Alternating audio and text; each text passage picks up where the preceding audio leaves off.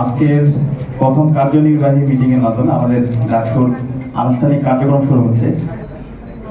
আমরা যারা নির্বাচিত হয়েছি, আমরা বারবার বলছি আমরা নেতা না, আমরা সবাই প্রতিনিধি। শিক্ষার্থীদের কাজ হচ্ছে আমাদেরকে প্রশ্ন করা, আর আমাদের কাজ হচ্ছে আমরা যে কমিটমেন্টগুলো দিয়েছি সেগুলো বাস্তবায়ন করা।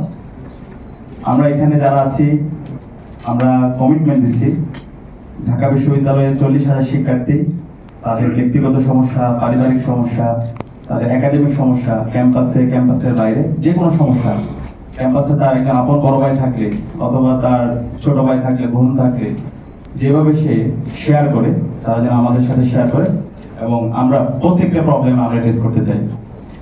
একই সাথে আমরা নির্বাচন হওয়ার পর থেকে আমাদের যারা সহযোদ্ধারা ছিল, আমরা সবার কাছে যাওয়ার চেষ্টা করেছি, তাদের কথাগুলো শোনার চেষ্টা করেছি।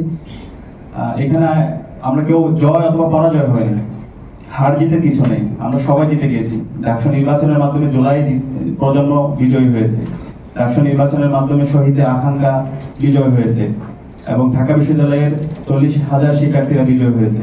তো আমাদের যারা সহযোদ্ধারা আছে, তাদের যে ইস্তেহার, তাদের যে প্রত্যাশা, সে প্রত্যাশায় আমরা বাস্তবায়ন করব। তার প্রত্যেকে একজন আমাদের উপদেষ্টা হিসাবে কাজ করবে।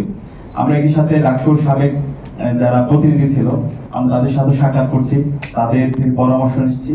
একই সাথে আমরা বিভিন্ন হলে যাচ্ছি, শিক্ষার্থীদের তাদের প্রত্যাশা, তাদের আকাঙ্ক্ষাগুলো শোনার চেষ্টা করছি। আমরা নির্বাচনের আগে যেভাবে ডোর টু ডোর গিয়েছিলাম, আমরা প্রত্যেক শিক্ষার্থীদের ডোর টু ডোর যাওয়ার চেষ্টা করবো, তাদের কথাগুলো শোনার চেষ্টা করব। আর আমাদের সম্পাদক যারাই আছেন, তারা ইতিমধ্যে এক্সিকিউটিভ প্ল্যান নিয়েছেন।